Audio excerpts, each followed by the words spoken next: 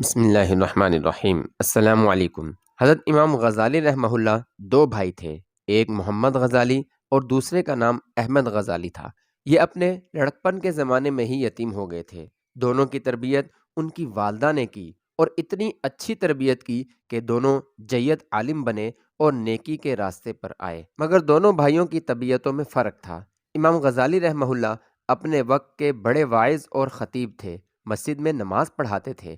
ان کے بھائی بھی عالم اور نیک تھے، لیکن وہ مسجد میں اپنے بھائی کے پیچھے نماز نہ پڑھتے تھے بلکہ اپنی الگ نماز پڑھ لیا کرتے تھے۔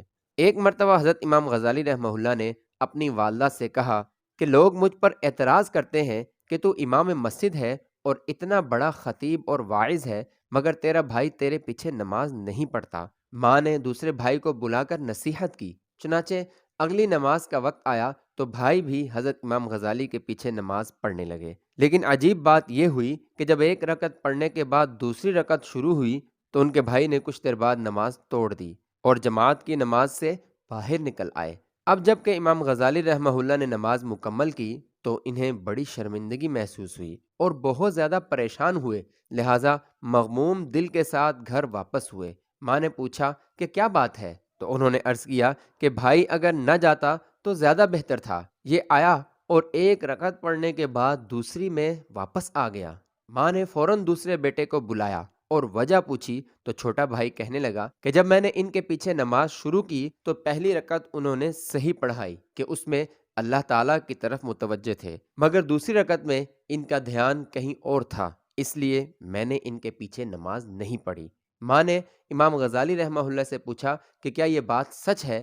تو امام غزالی عرض کرنے لگے کہ ایسا ہی ہے، پہلی رکعت میں تو اللہ تبارک و تعالیٰ کی طرف توجہ اور دھیان تھا، مگر دوسری رکعت میں فقہ کا ایک مسئلہ سوچنے لگا، اس لیے تھوڑی دیر کے لیے ذہن دوسری طرف متوجہ ہو گیا، مجھ سے یہ غلطی ہوئی۔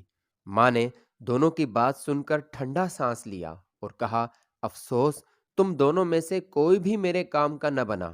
امام غزالی رحمہ اللہ کو تو اپنی غلطی کا احساس تھا، مگر دوسرے بھائی نے سوال کیا، مجھے تو کشف ہوا تھا، اسی لیے میں نے نماز توڑ دی، میں آپ کے کام کا کیوں نہ بنا؟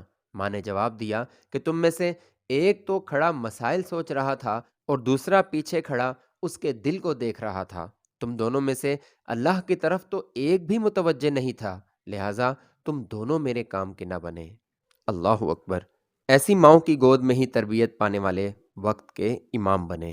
ایک بار امام بخاری بغداد پہنچے تو وہاں حضرات محدثین نے آپ کے امتحان کے لیے 10 حضرات کا انتخاب فرمایا کہ وہ امام بخاری کے سامنے احادیث کے الفاظ خلط ملط کر کے پڑھیں تاکہ یہ جانا جا سکے کہ امام بخاری کا حافظہ کیسا ہے۔ وہ حضرات امام بخاری کے سامنے احادیث پڑھتے گئے اور آپ فرماتے گئے کہ میں نہیں جانتا، اور بعد میں پوری ترتیب کے ساتھ اولاً وہ غلط روایتیں پڑھیں جو ان حضرات نے بیان کی تھیں اور بعد میں صحیح روایات کے ساتھ پڑھتے گئے۔